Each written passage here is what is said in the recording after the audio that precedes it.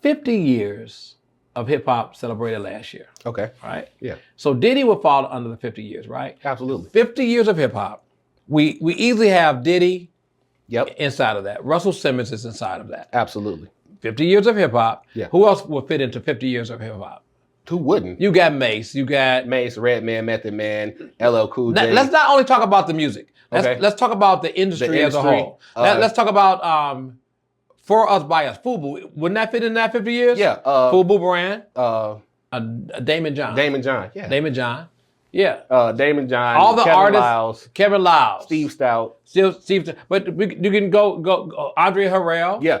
All right. So we can go down the list talking about music, hip hop. Yeah. Talking about the brands that it spawned. Mm-hmm. Everything, right? Yeah. I want you to think about this. 50 years of hip hop. Music, the industry of hip hop, the merchandising of hip hop, of course, everything associated and related to hip hop.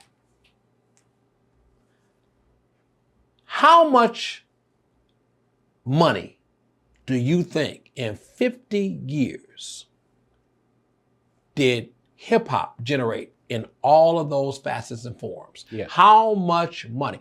Give me a dollar figure you think that it generated in all that time. Billions.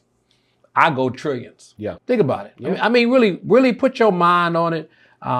Absolutely. A lot of money. A lot of money. I mean, we may be looking at, if you talk about 50 years. Yeah. Okay. Include the revenue from TV shows, because there were a lot of TV shows that were directly related to hip hop. Yes.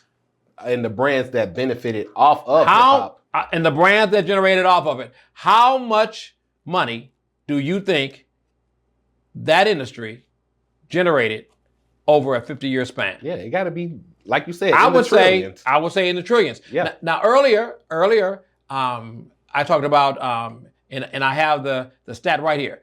White people and Asians are 4 times more likely to make the million mark than blacks and Hispanics. Put that in your mind as we're talking about this. Yeah. White people and Asians are 4 times more likely to make the million mark than blacks and Hispanics. 59% of millionaires made their first million through entrepreneurship. 59. If I tell you 59% of anything happened and it's positive, yeah, shouldn't you be flowing into that? Definitely. Some of your stuff should be in there. Yeah. So when I talk about getting a life insurance license, when I talk about having your own systems right and having your own business, an entrepreneur in every home, this is what I'm talking about.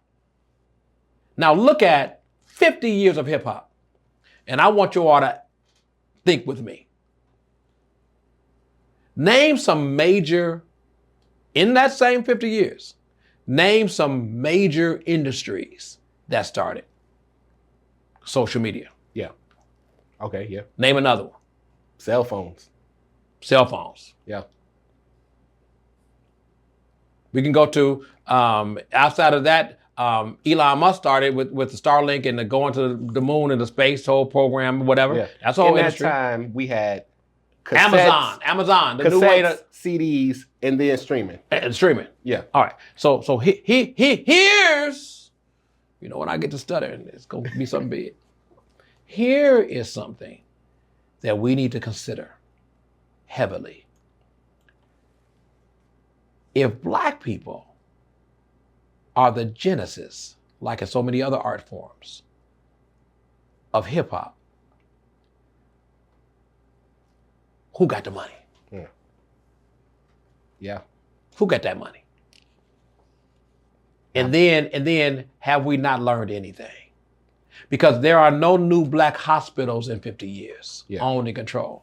There are no new black colleges started in 50 years, owned and controlled. Can barely keep the ones we have. Yeah. Right? There are no new systems. We're still begging the white and Asian and others.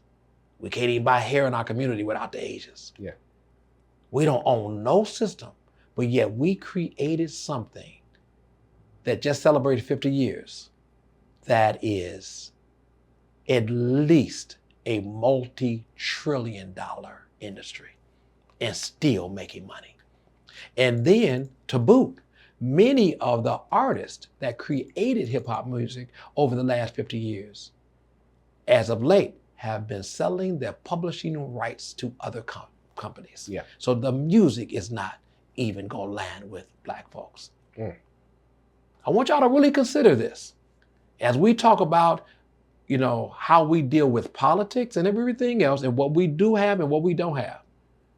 We had control from an intellectual properties point of view of an entire industry that somebody else must have made all the money. Maybe there were so many culture vultures that we ended up with nothing. Yeah. We still begging. Why we begging? And we have an industry that arguably is bigger than social media over 50 years. Why we begging? Where that money at? Diddy couldn't even own himself to the point where he can do like Weinstein. I want y'all to really think about this. He can't do a Weinstein. He don't have the infrastructure. Yeah. He don't have it. And let's parallel that down to our lives. How much are we squandering? How many opportunities are we passing up? How many things and systems have people around us created and we are not helping each other create those things? So when I talk about my 4-year term, I'm saying that it matters more what happens in our house than what happens in the White House. And what we're doing, we are watching great opportunities land with us, and then we're squandering them. What makes so many other communities flourish faster is that first they're working together like we used to do. Black folks used to work together, y'all. That's how we got all this stuff. If you go back in our ancestry, look at all the great things our ancestors did with so much less. How did they do all that? They were working together. We have more degrees. We have more money individually. We have more position, politics, and everything else than ever before. But we have less than the people that only had an 8th grade education or less. Think about that. Consider that. We even elevated to the point where jazz was taken from us back in the day when we had little, right? But then when we had more, years after Little Richard got his song stolen, right? Years after that, there was hip hop. But we can't show where that money is. I want you to think about it. We've come a long way to go nowhere in so many ways.